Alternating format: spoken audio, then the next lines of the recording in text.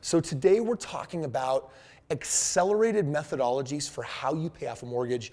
And I'm going to show you 4 different ways to do that. Like if you want to accelerate and get that house paid off, I'm going to tell you that my whole journey of buying thousands of homes began with my fascination of the fact that I was on the phone doing telemarketing in college, talking to people who had gone to college, followed society's plan, and then got a house.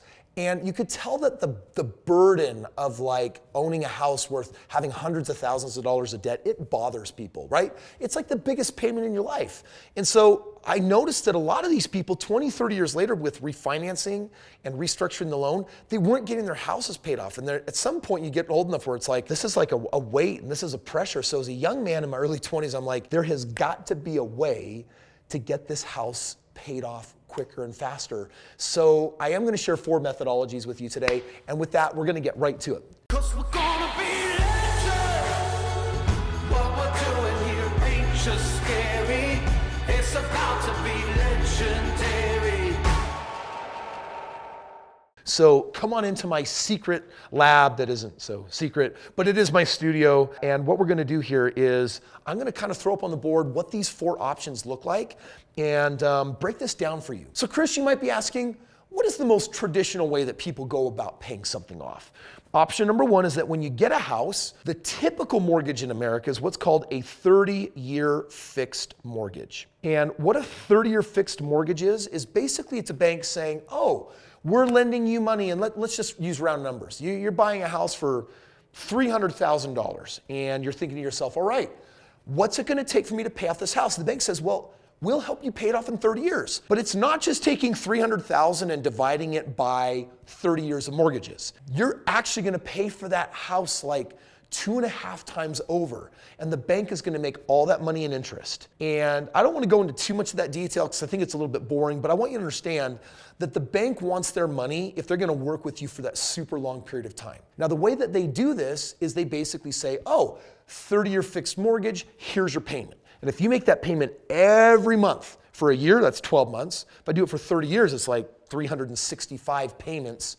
And if I were to do that for 30 years, the bank would get all of their money back a couple of times, plus you would own the house free and clear. Free and clear means you have no more mortgage on it, you got no more payments, and you own it. Here's the funny thing about this.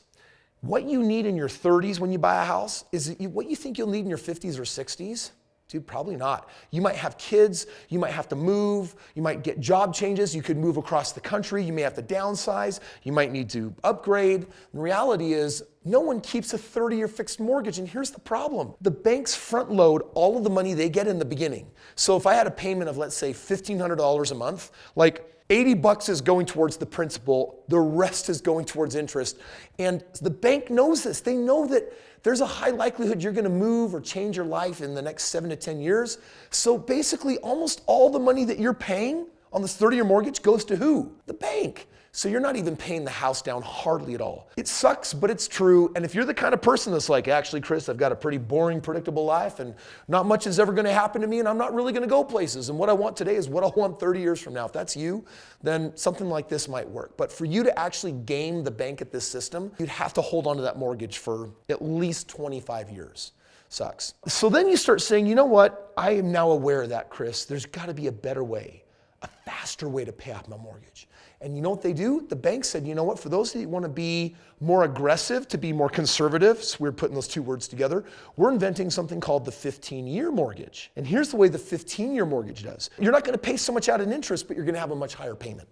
So instead of a $1,500 a month payment, maybe your payment is $2,200 a month. And guess what? You only have to pay it for 15 years. And some of you are like, hey, this is fantastic. It's not fantastic. You're gonna bleed more cash flow. You're gonna put more money into the house, and what you're really doing is investing in your house. Problem is, your house doesn't pay you anything. It's a liability. Even though it'll appreciate with time and the value will go up, and you'll look back at some point and be like, wow, I have so much of my assets and net worth in my house. This was a great decision. You'll have done it the most inefficient way possible. If you want the bank to win, play their games.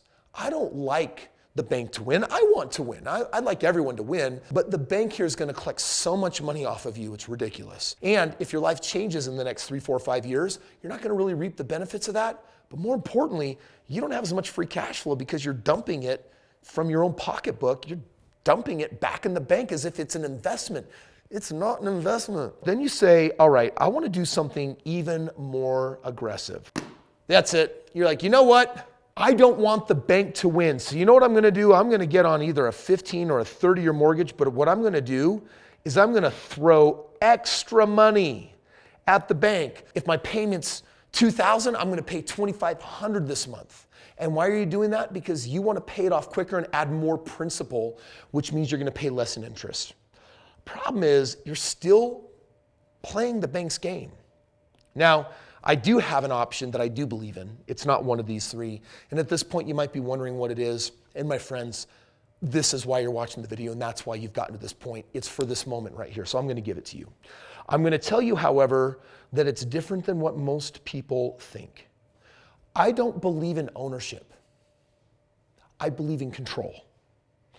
And while I can't control people, I can control money to some extent. I want to kind of break that down for you. Being a young man and realizing, oh my gosh, paying off my house is like, it's one of the hardest things to do. It takes so long. What's a faster way? Instead of putting extra money in the bank, take that extra money, and option number 4 is put the difference into an investment property. Investment real estate. Imagine for just a moment, if you bought a house that had at least a 20% annual ROI. And let's just say that instead of paying down that house more or putting a bigger down payment on it, let's say that you put $40,000 down on a $200,000 house. That represents, by the way, about a 20% down payment.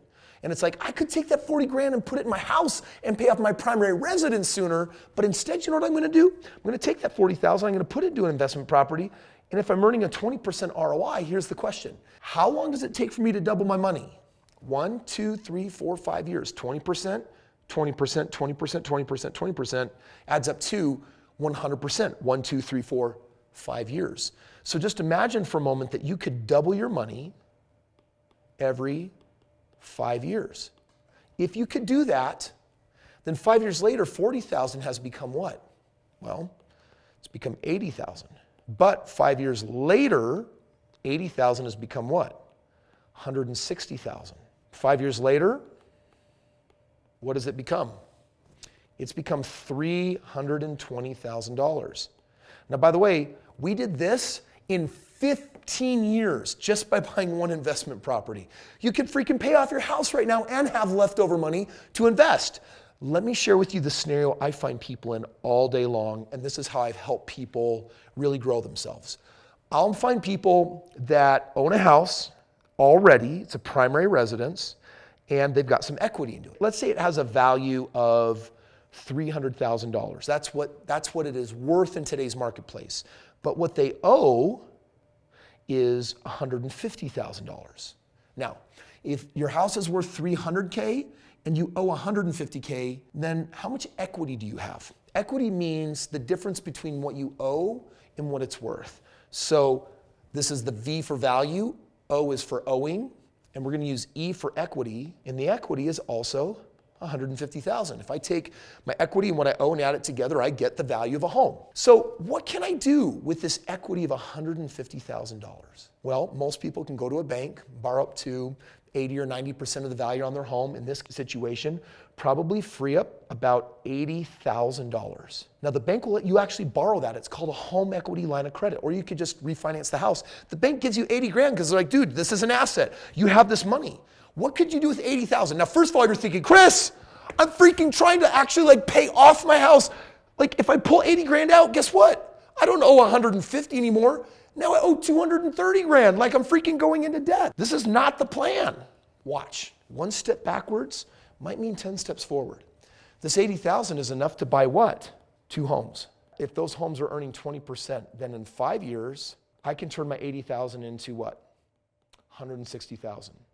By year 10, if I turn that into $320,000, what can I do with that $320,000? I can pay off my house. I can have leftover money. And I did it in 10 years. I didn't do it in freaking 20 years. It'll be even faster than that when you actually look at the compound interest effect. Today's video, I wanted to kind of open your mind and let you know there is a smarter way, there's a better way. But you got to be thinking, how do I access homes with a 20% ROI? Well, Most of my homes have a 25, 28, or a 30% ROI, which means I can double my money sometimes every 3 years. If you'd like to learn more about that, couple of things. One, I highly recommend that you actually get a copy of this book. I'm giving it away to you today for free. There's a link below. This book will share with you exactly how I do that. And there's another link below, maybe a more important link that says, Partner with Kris. It'll take you to a page where I'll show you my track record on my last 4,000 homes. And I'm also going to share with you how I get 25 to 30% ROIs.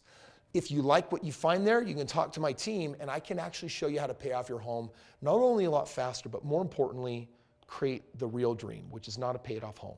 It's called financial freedom. And I don't mean financial freedom as like, I'm rich, I'm a billionaire. What I really mean is unmortgaging your life, not just your house.